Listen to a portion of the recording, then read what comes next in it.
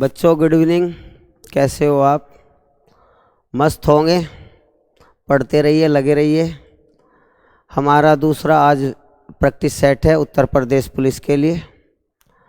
आप ये ना समझना कि मैं अभी बहुत इजी क्वेश्चन करा रहा हूँ, ऐसे ही कराता रहूँगा। आप ये मत समझना, बेस्ट क्वेश्चन कराऊँगा, हर लेवल का क्वेश्चन कराऊँगा, बड़े से बड़े, टफ से टफ भी और इजी से इजी भी, और बिल्कुल एक सीक्वेंस में कराऊंगा। फिलहाल तो प्रैक्टिस सेट है, उत्तर प्रदेश पुलिस जीडी के लिए है, कांस्टेबल लेवल के लिए है, तो ज़्यादा हाई क्वेश्चन में रखने का प्रयास नहीं किया, थोड़े सिंपल ही क्वेश्चन ले रहा हूँ अभी। तो इतने सिंपल भी नहीं है, लेकिन फ्रेशर बच्चों के लिए और जैसा एग्ज़ाम में आता है बिल्कुल ठीक मैं उसी पैटर्न पर पढ़ा रहा हूँ। इसलिए कोई भी अपने माइंड में इस तरह की कोई भी बात ना समझे कि मैं हाई नहीं पढ़ा रहा हूँ या कोई ऐसे कर रहा हूँ। प्लीज़ बिल्कुल भी टेंशन ना ले, बढ़िया क्वेश्चन कराऊंगा सारे के सारे, अपर से अपर लेवल के भी, एक से एक क्वेश्चन, एडवांस मैथ भी, अर्थमेटिक मैथ भी और रीजनिंग भी, और ये सभी चीज़ें मैं आपको जल्दी कराने वाला हूँ। ठीक है, प्लीज़ सपोर्ट करिए, मेहनत करिए, पढ़िए मेरे साथ साथ जितना हो सके। कोई भी प्रॉब्लम है बताइए। फर्स्ट क्वेश्चन बच्चों आज उत्तर प्रदेश पुलिस कांस्टेबल 2000 के लिए है, ये आया था 2019 में। सिंपल क्वेश्चन है। सिंपल क्वेश्चन ये है बच्चों, 11 से कटने वाली संख्या पूछी है। 11 से कटने वाली संख्या पूछी है बच्चों, जो कि बहुत इजी है, आप सब जानते हो, आप कर लोगे। क्वेश्चन ये दिया है, अक्सर आता है छोटी परीक्षाओं से बड़ी परीक्षाओं तक, सब जगह आता है। 11 से कटने वाली संख्या, 9 से कटने वाली संख्या, 5 से, इस टाइप के क्वेश्चन आते ही रहते हैं, सभी एग्जाम में आते हैं। बहुत इजी क्वेश्चन है, आपने कर लिया होगा, ध्यान दीजिए। क्वेश्चन ये है 2, 7 and 4, ये 11 से एग्जैक्ट डिवाइड होती है, पूरी पूरी कट जाती है 11 से। ये संख्या बच्चों 11 से पूरी पूरी कट जाती है, तो हमें इस n की वैल्यू बतानी। बच्चों 11 से कटने का एक रूल होता है, एक सिंपल रूल है, सभी बच्चे ज़्यादातर जानते हैं, उसे ध्यान दें। आप एक संख्या ले सकते हो, एक संख्या छोड़ सकते हो, एक संख्या फिर लीजिए, फिर एक छोड़ दीजिए, इस सीक्वेंस में संख्या लीजिए। एक ब्रैकेट में राइट के निशान वाली आप लिख ले, राइट के निशान वाली 2 + n, और दूसरे ब्रैकेट में आप क्रॉस के निशान वाली 7 और 4। सब क्वेश्चन हो जाए, A to Z सभी क्वेश्चन हो जाते हैं। 11 से कटने का सबसे सिंपल रूल है, एक संख्या लीजिए, एक संख्या छोड़ दीजिए, अगली संख्या लीजिए, फिर उससे अगली छोड़ दीजिए। ये 11 का सबसे बेस्ट रूल है, 11 से कटने वाली संख्या का। सभी एग्जाम में आता है ऐसा क्वेश्चन, घबराइए ना। एक ब्रैकेट में आप ले लीजिए राइट के निशान वाली 2 + n, और बाकी दूसरे ब्रैकेट में। रूल तो वैसे तो ये होता है बच्चों, वैसे तो रूल ये होता है कि इनका डिफरेंस या तो 0 हो या 11 से कटने वाला हो, 11 से डिविजिबल हो, एग्जैक्ट डिवाइड हो 11 से। ठीक है, फिलहाल अगर हम ये देखा जाए, अगर हम 0 लेते हैं तो इससे ये अर्थ निकलता है 2 + n = 7 + 4, अर्थात 2 + n = 7 और 4 11। तो हम n में या 2 में कितना जोड़े कि हमारा 11 हो जाए, 2 में कितना जोड़े कि हमारा टोटल सम 11 हो जाए, तो n बराबर 11 में से 2 घटा दीजिए, हमारा आंसर आएगा 9। आंसर सी विकल्प है बच्चों। बहुत इजी क्वेश्चन है, फटाफट करने से कुछ नहीं, आप समझिए सारे 11 के जितने भी क्वेश्चन आएंगे, 11 से कटने वाले का यही एक रूल है, सबसे बेस्ट रूल है। और भी कई रूल हैं 11 के, वे आपको समय समय पर मैं आगे कराता रहूँगा, ज़्यादातर यही आता है। नेक्स्ट क्वेश्चन आप देखिए, कितना इजी क्वेश्चन है बच्चों, आप आराम से कर लोगे।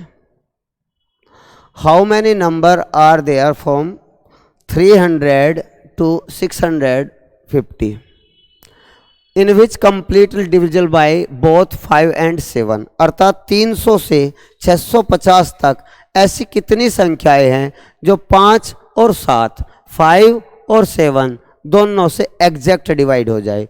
तो जितनी भी संख्या से हमें एग्जैक्ट डिवाइड करना है बच्चों, आप सबसे पहले उनका एलसीएम ले ले। आप एलसीएम ले लीजिए, जिससे आपको डिवाइड करना है हमेशा, आप उसका एलसीएम ले लीजिए। एलसीएम ऑफ 5 and 7, चूंकि एक बात और याद रखें, ये दोनों प्राइम नंबर हैं, दोनों की दोनों अभाज्य संख्या है, तो अभाज्य संख्याओं का जो एलसीएम है उनका मल्टीप्लाई ही कर लीजिए। इन दोनों का एलसीएम होगा 5 × 7 = 35। प्राइम नंबर है, अभाज्य संख्या है, तो अभाज्य संख्याओं का एलसीएम उनका प्रोडक्ट ही होता है, उनका गुणनफल होता है 35। अब 35 से आप इसे भी डिवाइड करिए और 35 से इसे भी डिवाइड करिए। क्वेश्चन ये है 650 को भी डिवाइड करिए एलसीएम से और 300 को भी डिवाइड करिए एलसीएम 35 से। अब यहाँ एक छोटी सी बात है ध्यान देने की, कभी कभी क्वेश्चन में आता है यहाँ इसके और इसके मध्य है, इस बात पे ज़्यादातर बच्चे गौर नहीं करते।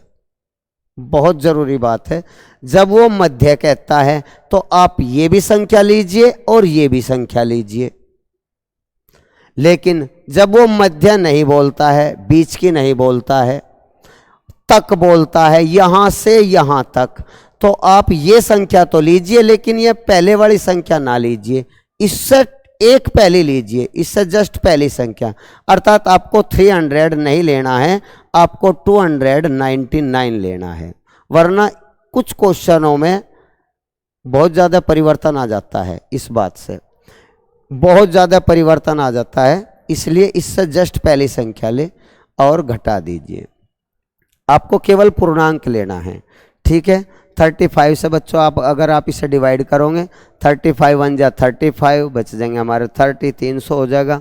अगर हम 8 बार ये कट जाएगा, 8 बार 35 से इसे भी 8 बार, तो हमारा आंसर आ जाएगा 18 - 8 = 10। अर्थात 300 से 650 तक ऐसी कितनी संख्याएं हैं जो 5 और 7 दोनों से पूरा कटेंगी, वे संख्याएं हमारी 10 हैं। आंसर सी विकल्प है। इस टाइप का क्वेश्चन आता ही रहता है, महत्वपूर्ण क्वेश्चन है। इसमें और भी 5 टाइप हैं, इसमें 5 व 7 दोनों से पूरा कटे, एक टाइप। दूसरा टाइप 5 या 7 से पूरा कटे, या आ सकता है बीच में, यहाँ ऐसा क्वेश्चन आ सकता है न 5 से कटे और न 7 से कटे, ना 5 से कटे ना 7 से कटे। 5 टाइप है देखो इसमें सारे में। जब आपको फुल एक ही टॉपिक पे सारी क्लासेज कराने वाला हूँ, हर एक टॉपिक पे अलग अलग फुल वीडियो में आपको दूंगा, तब इन्हें डीपली मैं आपको समझाऊंगा, ठीक है। धैर्य बनाए रखिए, प्लीज कोऑपरेट करिए। नेक्स्ट क्वेश्चन आप देखिए, बेहतरीन क्वेश्चन है, गौर करिए। वर्क एंड टाइम का तो क्वेश्चन आना ही आना है, आप सब जानते हो बच्चों। वर्क एंड टाइम का क्वेश्चन जरूर आता है, हर एग्जाम में आता है वर्क एंड टाइम का क्वेश्चन। और इस टाइप के क्वेश्चन जो एग्जाम में आते हैं मैं आपको वही करा रहा हूँ, ठीक है, घबराइए ना।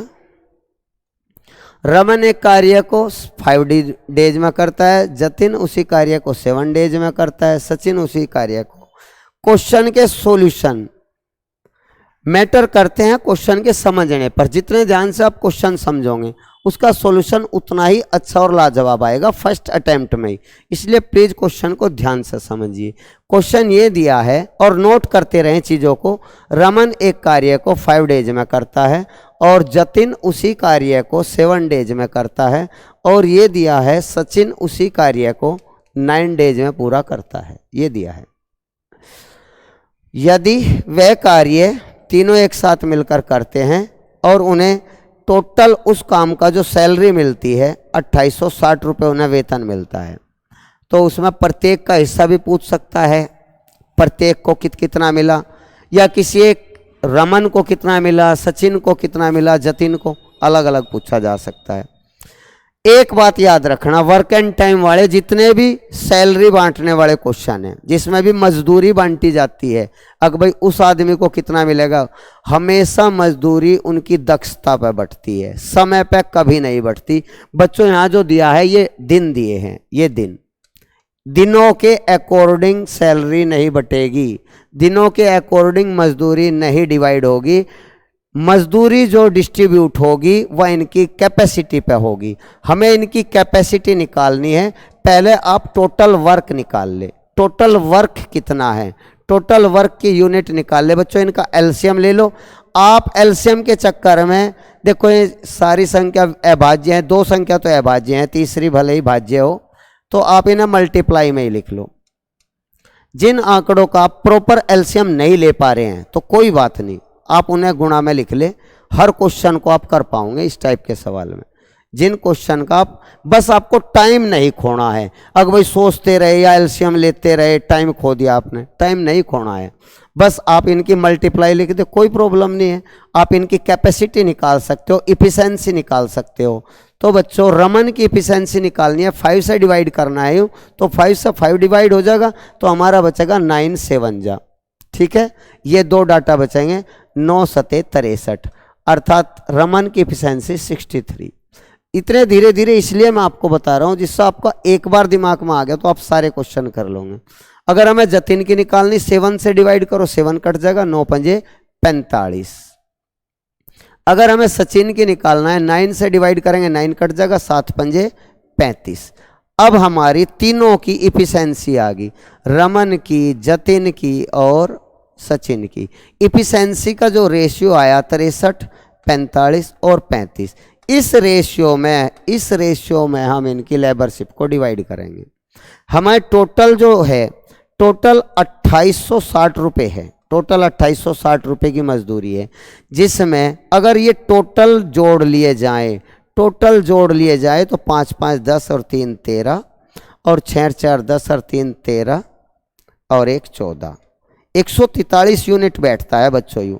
ये टोटल 143 यूनिट और टोटल जो मनी है वो 2860 है। अब गौर करिए, इससे अगर आप इसे डिवाइड कर दें तो 20 टाइम डिवाइड हो जाएगा। एक यूनिट की जो लेबरशिप है वो 20 रुपीज़ है, और जिसका हमें निकालना है बच्चों, हमें रमन का निकालना, तो हमारी रमन की जो यूनिट है वह 63 है। एक यूनिट का है 20 रुपये और 63 यूनिट का आप मल्टीप्लाई कर दें, 63 गुणा 20। आपको टाइम नहीं लगाना है, तुरंत आप मल्टीप्लाई करके विकल्प चेक करिए। 0 2 3 6 2 6 12, 1260 रुपये पहला विकल्प है, ठीक है बच्चों। नेक्स्ट क्वेश्चन, आप चाहो स्क्रीनशॉट ले सकते हो या ये सारी हम सब्सक्रिप्शन पे भी आपकी ये वीडियो PDF के रूप में डाल देंगे, ठीक है। नेक्स्ट क्वेश्चन ध्यान दीजिए, हाँ ये 3D का क्वेश्चन है बच्चों, स्पेयर का। If a diameter of a sphere is 14 centimetre, then what is the surface area of the sphere. बहुत GD लेवल का क्वेश्चन है, बिल्कुल आप सभी इन्हें कर सकते हो। देखिए एक स्पेयर है, स्पेयर जिसका डायमीटर दिया है बच्चों, ये डायमीटर होता है, डायमीटर का अगर आप हाफ कर दोगे, डायमीटर का हाफ कर दोगे तो आपका रेडियस आ जाएगा। देखो डायमीटर आपको दिया है 14 सेंटीमीटर, 14, तो डायमीटर का हाफ अगर कर दोगे तो आपका रेडियस आ जाएगा। और स्पेयर में हो या सर्किल में हो, रेडियस से ही सारी चीज़ें निकल जाती है, चाहे वॉल्यूम निकालना हो, सरफेस एरिया निकालना हो, सर्क्यूम्फ्रेंस निकालना हो, ठीक है बच्चों। तो हमें इसका सरफेस एरिया निकालना है। तो स्पेयर का जो सरफेस एरिया होता है, surface area of a sphere equal to होता है 4 pi r square. 4 pi r square याद रखो, सबसे सिंपल है। 4 पाई की वैल्यू आप पुट कर दे 22/7, और रेडियस हमने अभी अभी बताई आपको 7 × 7, ठीक है बच्चों। 7 से 7 कट गया, 22 चौक 88 गुणा 7, 7 8 56, 7 8 56 और 5 61 616। फर्स्ट विकल्प आ गया, फर्स्ट ऑप्शन से। सेंटीमीटर स्क्वायर में हम इसे बोल लेंगे 616 वर्ग सेंटीमीटर, या सेंटीमीटर पे स्क्वायर लिखिए। एरिया हमेशा स्क्वायर में ही लिखा जाता है, ठीक है जी। क्वेश्चन आएंगे जरूर, इस टाइप के क्वेश्चन आएंगे, बिल्कुल वही बेस है, सेम टू सेम, घबराइए ना। नेक्स्ट क्वेश्चन देखिए, नेक्स्ट क्वेश्चन बच्चों, हाँ ये डिस्काउंट से रिलेटेड क्वेश्चन है जो आप निश्चित रूप से एग्जाम में पाओगे। एक क्वेश्चन तो आएगा ही आएगा, डिस्काउंट का, परसेंटेज का, प्रॉफिट लॉस का 1-2 क्वेश्चन जरूर आता है, प्लीज़ ध्यान दीजिए। बहुत सिंपल है, हमेशा याद रखें जब डिस्काउंट होता है, डिस्काउंट हमेशा प्रिंट रेट पर होता है, मार्क प्राइस पर होता है डिस्काउंट। बच्चों हमेशा याद रखिए, प्राइस 3 तरह के प्राइस होते हैं, एक आपका कॉस्ट प्राइस है, एक आपका प्रिंट रेट है, एक आपका सेलिंग प्राइस है। तो हमेशा मार्क प्राइस या प्रिंट रेट पर ही डिस्काउंट होता है। अगर हम प्रिंट रेट पी ले प्रिंट रेट, ठीक है, तो प्रिंट रेट पर 20% डिस्काउंट होता है बच्चों, छोड़ देना, ऑफर है, एक छूट की जाती है इसमें 20%। वो इसका अर्थ है 100 में 20 वो कम कर रहा है, बिल्कुल 20 छोड़ दे रहा है वो, अर्थात 100 में 20 छोड़ देगा तो सेल करेगा 80% पे सेल करेगा। अब ये प्रिंट रेट का धीरे धीरे हम सेलिंग प्राइस बना रहे हैं जिससे हम इस सेलिंग प्राइस के इक्वल लिख सकें, ठीक है। अब सेकंड जो डिस्काउंट दिया है 35% डिस्काउंट दिया है सेकंड, तो 35% को भी जितने भी डिस्काउंट है ऐसे ही मल्टीप्लाई में लिखते चले जाओ। एग्जाम में या तो 1 आएगा या 2 आएगा, हद से हद 3 आएंगे, बस इतने ही आते हैं। तो दूसरा डिस्काउंट 35 है, इसे भी 100 में से लेस कर दो बच्चों, 100 में से लेस करोगे 65% हो जाएगा, इक्वल टू 50,700, ठीक है। कैलकुलेट कर दो, कैलकुलेट, जिसकी कैलकुलेशन अच्छी है वो तो मार्क खाएगा नहीं बिल्कुल भी। मैथमेटिक्स में और रीजनिंग में कैलकुलेशन बहुत ज़रूरी है हमें बच्चों, प्रिंट रेट निकालना। देखो कैलकुलेशन का एक रूल ये भी है, आप ऊपर से ऊपर काट सकते हो बीच में अगर बराबर है, नीचे से नीचे काट सकते हो या ऊपर से नीचे काट सकते हो, जैसा आपकी श्रद्धा है आप काट लीजिए। जैसा हमें पता है 13 से कटेगा, 13 पंजे 65, तो मैं कोशिश कर रहा हूँ 13 से इसे भी काटने की। 13 × 39 हमारे बच गए 11, 117, 13 नम्मा 117, ठीक है बच्चों, कितना इजीली ढंग से कट गया। अगर मैं इसे भी काटूं, 4 से काट दूं 20 बार, 4 से काट दूं, मैं 4 से क्यों काटा इसके बारे में आप सोचिए। 4 से 20 काटा, 4 से हमारा आया 25, तो 20 पंजे 100 से डायरेक्ट कट गया। अब हम 3900 में मल्टीप्लाई कर देंगे 25 की, ठीक है, तो हमारा आंसर आ जाएगा 0 0 25 नम्मा 225 कैरी 22, 25 × 75 में अगर आप जोड़ देंगे 97, तो हमारा विकल्प है 97,500 सी विकल्प है, ठीक है बच्चों। आप कैलकुलेशन तो कर लोगे, आपको बस इस बात पे ध्यान देना है कि आप मिस्टेक ना कर दें, आप इसे लिखने में मिस्टेक ना कर दें।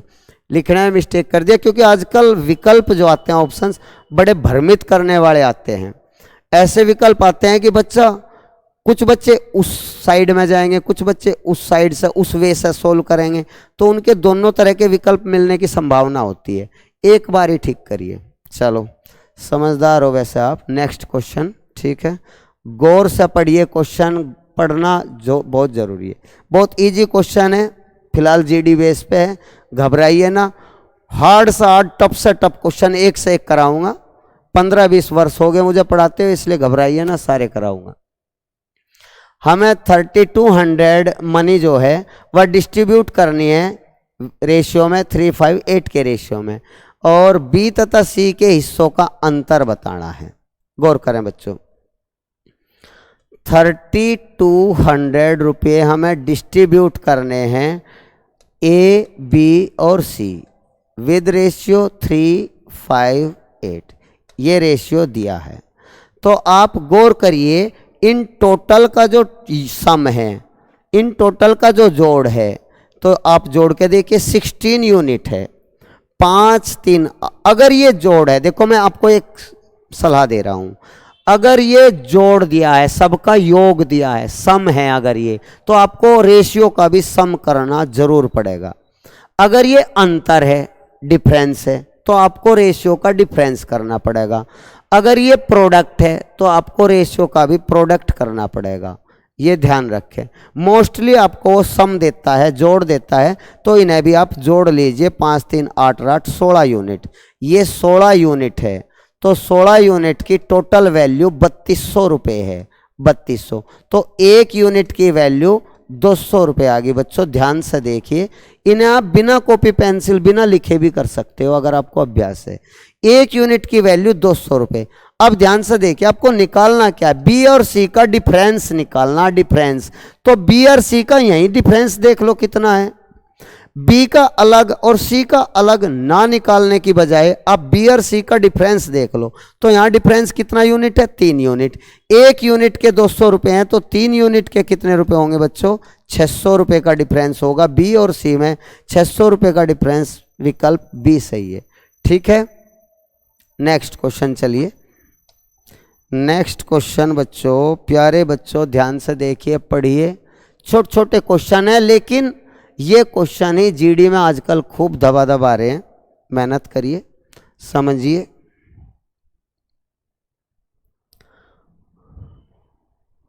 आपका नंबर आपके संकल्प से आएगा। आपने कितना जबरदस्त संकल्प कर रखा है, नंबर 100% आएगा। ऐसा कभी नहीं हो सकता कि वैकेंसी ना आए, 100% वैकेंसी आएगी। अभी दौर चल रहा है, थोड़ा मंदी का दौर है, इसलिए वैकेंसी 100% आएगी, 100% आगे जरूर आएगी। क्वेश्चन पढ़िए। एक परिवार में 5 मेंबर हैं जिनकी एवरेज जो आयु है वो 24 वर्ष है। यदि सबसे छोटे सदस्य की आयु 8 वर्ष है, तो जब छोटा सदस्य जन्म लिया था उसने परिवार में, छोटे सदस्य ने, तब उस टाइम परिवार की औसत आयु क्या थी। बच्चों ध्यान दीजिए, जो 5 सदस्य हैं उनका वर्तमान योग कितना है। वर्तमान योग, हमेशा योग बराबर औसत गुणा संख्या, एवरेज गुणा नंबर। ये कोई भी स्टूडेंट ना भूल ले, इसे ना भूल ले। एवरेज के 1-2 क्वेश्चन और भी 100% एग्जाम में आते हैं। और वैसे भी योग बराबर होता है, सम बराबर होता है एवरेज मल्टीप्लाई टोटल नंबर।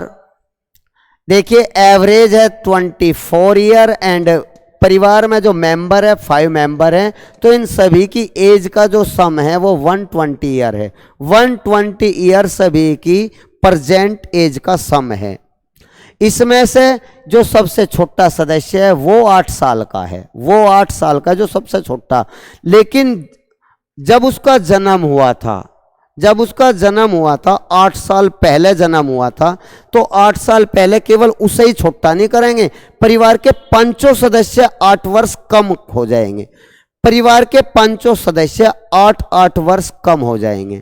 इसका अर्थ ये हुआ, छोटे सदस्य के जन्म के समय, छोटे सदस्य के जन्म के समय, ये केवल आपको समझाने के लिए लिख रहा हूं, एग्जाम में ना लिखना, समझ काम करेगी एग्जाम में। छोटे सदस्य के जन्म के समय, जन्म के समय योग क्या होना चाहिए, ध्यान दीजिए।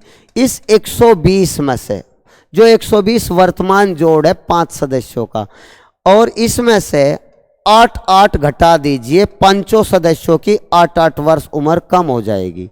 8-8 वर्ष कम हो जाएगी 5 सदस्य की। तो हमारा 120 में से जब 40 घटेगा तो हमारा आना चाहिए 80 वर्ष। कितना आना चाहिए बच्चों, ध्यान दीजिए, 80। 120 में से 40 घटाओगे 80।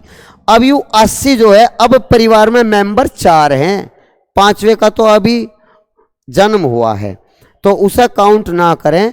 तो जन्म के समय परिवार की जो एवरेज है, अब हमें एवरेज निकालना है, एवरेज निकालना है। तो यही फॉर्मूला लगाओ, एवरेज निकालना है तो सम को भाग दे दो नंबर से। हमारा सम 80 है और मेंबर अब 4 हैं, तो एवरेज आएगा 20 ईयर। तो आंसर बी 20 ईयर। ठीक है, इतने छोटे छोटे से बेस्ट क्वेश्चन है, ना ज़्यादा हल्के हैं ना ज़्यादा भारी हैं, जीडी लेवल के बेस्ट क्वेश्चन है। नेक्स्ट क्वेश्चन देखिए।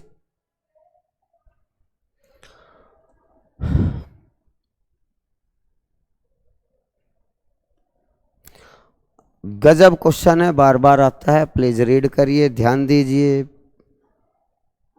एक कलम, यदि कलम की कीमत में 20% रिड्यूस कर दें, 20% डिक्रीज कर दें, तो एक परिवार 100 रुपये में 10 कलम अधिक खरीद पाता है।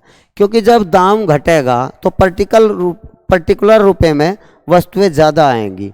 अब 10 पेन ज़्यादा आते हैं 20% कम होने से। तो ये पूछ रहा है प्रत्येक कलम की नई कीमत क्या है। बच्चों इसके ढेरों तरीके हैं, 7-8 तरीकों से ये क्वेश्चन हो जाएगा। और इस टाइप का क्वेश्चन आता ही है। मैं फिलहाल छोटे छोटे से दो तरीके आपको बता रहा हूं। एक तरीका तो ये है 20% कम करने से पेन पे प्रभाव पड़ा 10 पेन पे। 20% कम होने से 10 पेन ज्यादा होते हैं, अर्थात 20% इक्वल टू है 10 पेन। 10 पेन तो हमें 100% निकालना है। 100% का हो गया आपका 50 पेन। ठीक है बच्चों, हर हाल में 100% निकाल लो।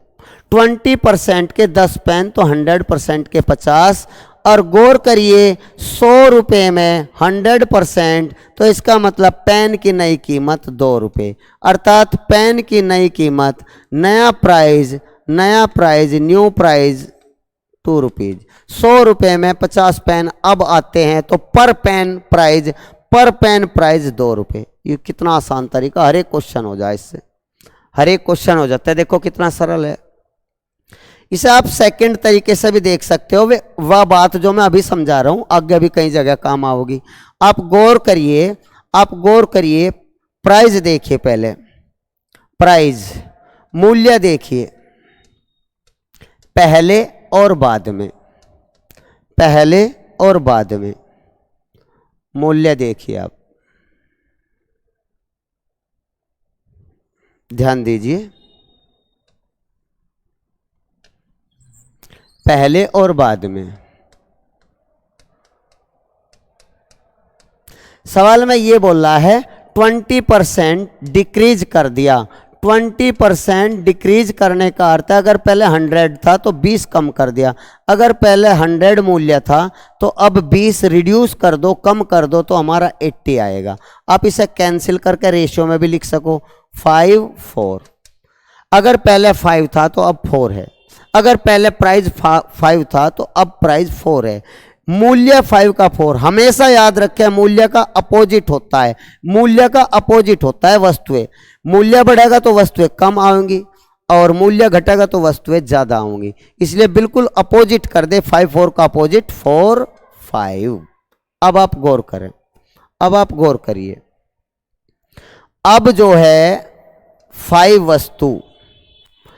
वस्तु आती है, पहले 4 वस्तु आती है, तो कितनी वस्तुएं बढ़ गई हैं, कितनी वस्तु ज्यादा आती हैं। अब 5 आती है, पहले 4 आती थी, तो कितनी वस्तु बढ़ गई, 1। इसे आप यूनिट में लिखिए, 1 यूनिट बराबर according to question 10 pen, 10 pen. 1 unit बराबर 10 पेन, तो अब कितनी आती है, 5 यूनिट, अर्थात 5 यूनिट बराबर 50 पेन। अब 50 पेन आते हैं 100 रुपये में, 100 रुपये में 50 पेन आते हैं, तो पर पेन प्राइस कितना हो गया, पर पेन प्राइस कितना हो गया बच्चों, 100 रुपये में 50 पेन आते हैं, तो पर पेन आ गया हमारा 2 रुपये। ठीक है, नेक्स्ट क्वेश्चन। इन पर अभ्यास करिए, सारे क्वेश्चन हो जाएंगे। घबराइए ना, बिल्कुल भी ना घबराइए, हम आपके साथ हैं, हर क्वेश्चन करेंगे। आपके कमेंट्स मेरे लिए बहुत वैल्यू रखते हैं, उसके अकॉर्डिंग मैं आपकी सारी प्रॉब्लम को सोल्व कर पाऊंगा। ठीक है, प्लीज़ कमेंट्स करिए, जो प्रॉब्लम है बताइए, हम सब दूर करेंगे। कोशिश करेंगे बच्चों ज़्यादा से ज़्यादा बेटर हम आपको दें।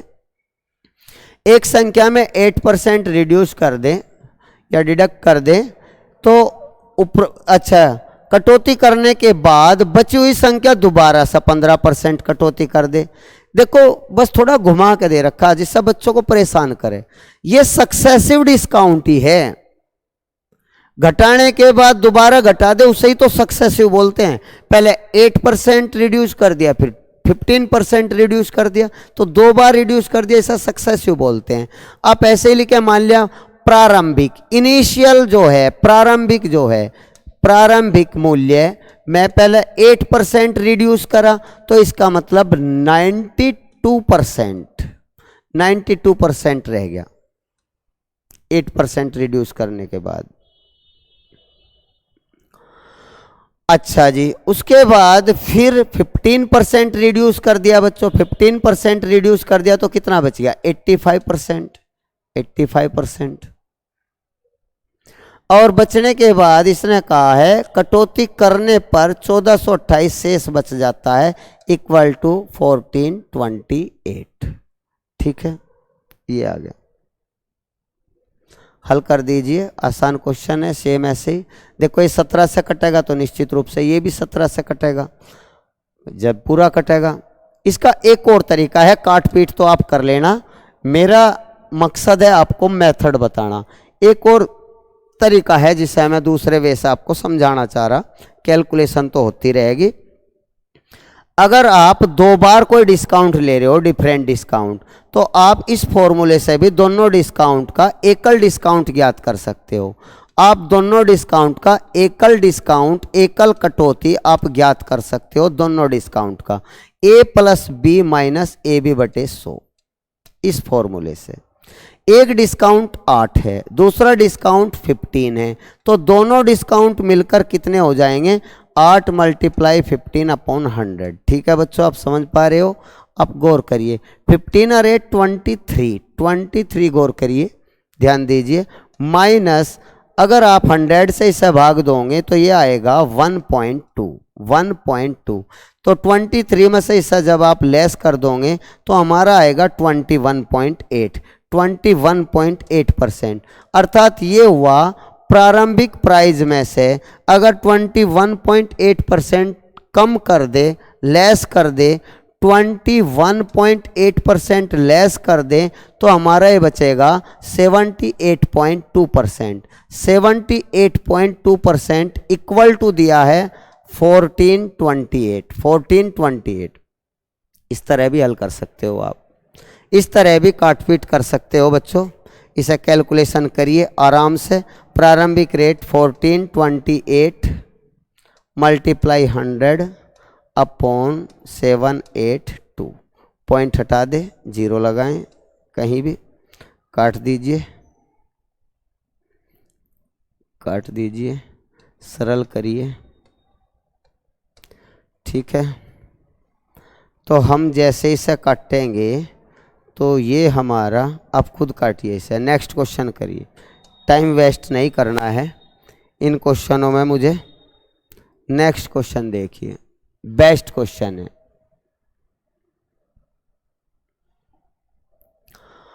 पांच वर्षों में कोई निश्चित राशि साधारण ब्याज की दर से, साधारण ब्याज, चक्रवृद्धि ब्याज का 1-2 क्वेश्चन जरूर आता है, और जो महत्वपूर्ण क्वेश्चन है मैं आपको सारे कराऊंगा पूरे डेस्क्रिप्टिव तरीके से, जल्दी कराने वाला हूं।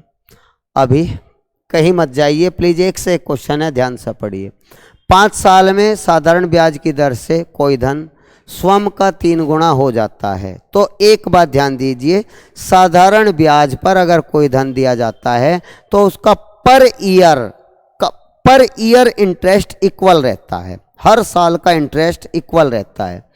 तो कोई धन 3 गुना हो गया, अगर कोई प्रिंसिपल 3 गुना हो जाता है 3p, तो इसका अर्थ ये हुआ इस पर हमारा जो ब्याज है वो 2p है, ब्याज दुगुना। मिश्र धन ये हमारा है अमाउंट और ये हमारा है प्रिंसिपल। तो अमाउंट प्रिंसिपल जो है 3 गुना हो गया, तो हमारा इंटरेस्ट कितना है? सिंपल इंटरेस्ट है 2p, और ये 2p 5 ईयर में है, 5 ईयर दिया है, 5 ईयर में 2p है। तो ये कहा है कितने वर्षों में 5 गुना हो जाएगा। अगर हमें ये इसका 5 गुना करना है, 5p करना है, तो उस दौरान हमारा जो इंटरेस्ट है, कोई, दोबारा सुनिए, ध्यान दीजिए, कोई धन अगर 5 गुना हो रहा है तो इसका मतलब इंटरेस्ट 4p है, इंटरेस्ट 4 गुना है। 2 गुना ब्याज होने में तो 5 साल लगे बच्चों, सिंपल सी बात, 2 गुना होने में 5 साल लगे तो 4 गुना होने में कितने साल लगेंगे? जब ये दुगुना हो गया, ये इसका दुगुना हो गया, तो 5 का भी तो दुगुना हो जाएगा, 5 2 जा 10 ईयर, आंसर 10 ईयर। तो हमारा सी विकल्प सही है।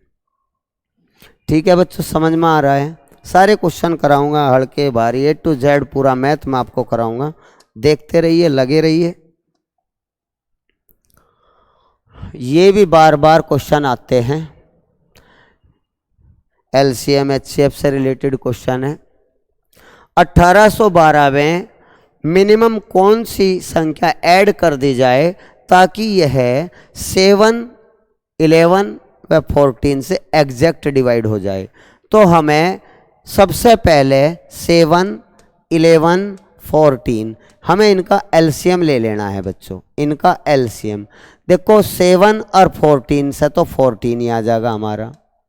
7 से भी कटता है, 14 से भी कटता है, इसकी मिनिमम 14 ही है। जो 7 से भी कट जाएगा, 14 से भी। 11 एक प्राइम नंबर है, इसकी मल्टीप्लाई कर दे तो इन सब का एलसीएम आ जाएगा 14 × 11, अर्थात 154 हमारा एलसीएम आ गया। एलसीएम वह न्यूनतम संख्या 154 है, मिनिमम संख्या 154 है, जो 7 से भी एग्जैक्ट, 11 से भी एग्जैक्ट और 14 से भी एग्जैक्ट कट जाएगी, डिवाइड हो जाएगी। अब हमें इसके नियर अबाउट इस संख्या को ले जाना है। 154 से डिवाइड करिए 1812 को, इसके बिल्कुल करीब ले जाना है, इस संख्या के करीब ले जाना है 154 को। ऐसे ढेर सारे क्वेश्चन हैं, बड़े बड़े भी हैं, छोटे छोटे भी हैं। छोटा समझ में आ गया तो बड़ा ऑटोमेटिक हो जाएगा, इसलिए घबराइए ना। ये कह रहा है छोटी से छोटी कौन सी संख्या ऐड करें हम इसमें, तो ठीक है जी, अभी करते हैं। आप पढ़िए 154, 11 में से 1 गया, हमारा बचे 7। ठीक है बच्चों, 7 में से 5 गए, हमारे बच्चे 2, और 2 यहां से हमने ले लिया। अगर आपको कुछ जोड़ना है, ये ध्यान दे, ये बहुत जरूरी बात है, फ्रेशर बच्चों को बड़ा परेशान करे। अगर बच्चों में कुछ जोड़ना है तो इससे ज़्यादा आना चाहिए, जो है संख्या इससे बड़ी आनी चाहिए नीचे। अगर हमें कुछ घटाना है तो इससे छोटा रहना चाहिए। फिलहाल हमें इससे बड़ा लाना है तो इसकी 2 मारनी चलाएं, इसकी 2 मारनी 308 हो जाएगी। और हमें 308 में से हमें ये देखना है 272 में कितना जोड़े, 272 में कितना जोड़े कि 308 हो जाए। बच्चों आपने कैलकुलेट कर लिया होगा, या आप ऐसा कर ले, 308 ऊपर लिख ले, 272 नीचे लिख ले, घटा दीजिए तो हमारा 6 आ गया, इधर 3 आ गया, तो हमारा आंसर है 36। अगर आप इसमें 36 जोड़ दोगे, 36 जोड़ दोगे, 7 से भी, 11 से भी, 14 से भी कट जाएगा। अगर आप पे ये डेस्क्रिप्टिव सब समझ में आता है तो आप एग्जाम में इन्हें शॉर्ट भी कर पाओगे। शॉर्ट केवल वही स्टूडेंट कर पाएगा जिस पर डेस्क्रिप्टिव समझ में आता है, सब कुछ आता है उस पर। नेक्स्ट क्वेश्चन बच्चों ध्यान दीजिए, नेक्स्ट क्वेश्चन बेस्ट क्वेश्चन है, आप समझिए, सवाल को पढ़िए ध्यान से, सवाल को ध्यान से पढ़िए बच्चों। सवाल देखिए कितना बेस्ट क्वेश्चन है। 60 वस्तुओं का क्रियामूल 6 वस्तुओं के विक्रयमूल के इक्वल है।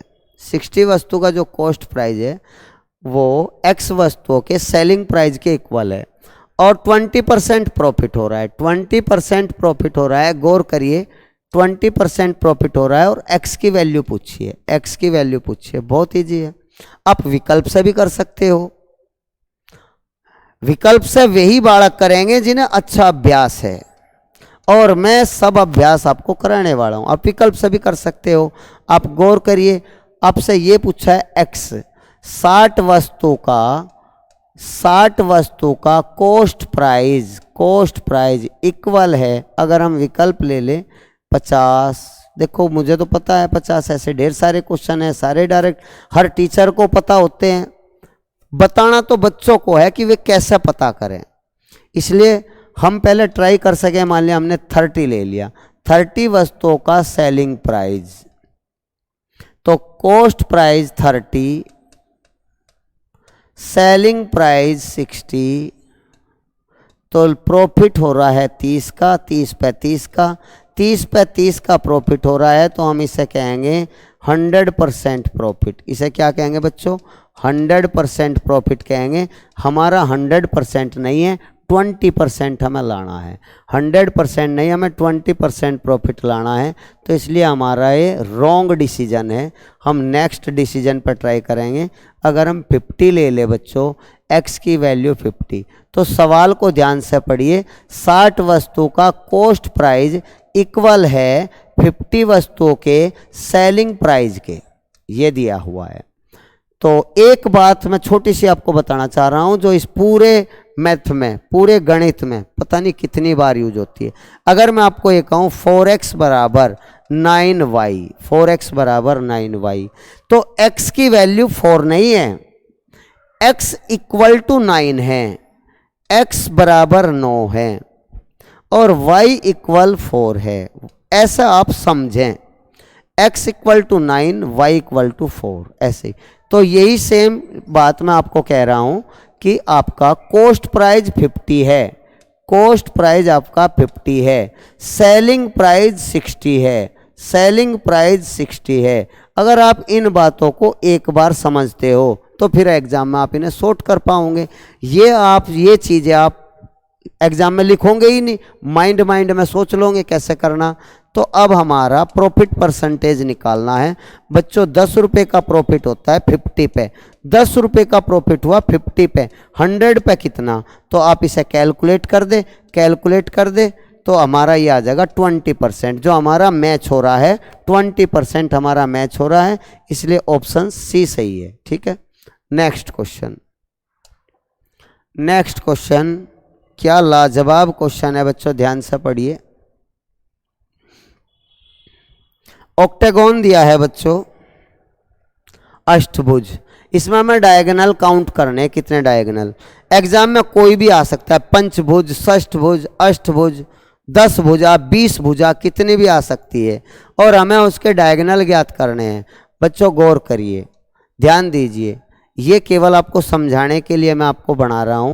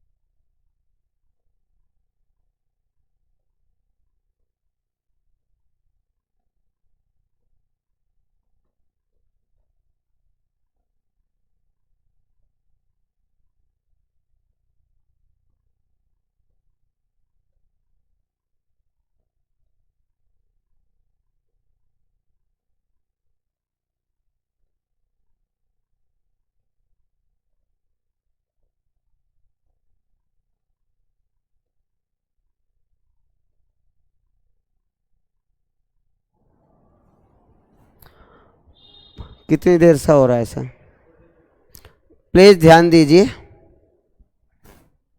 बंद कर इसे।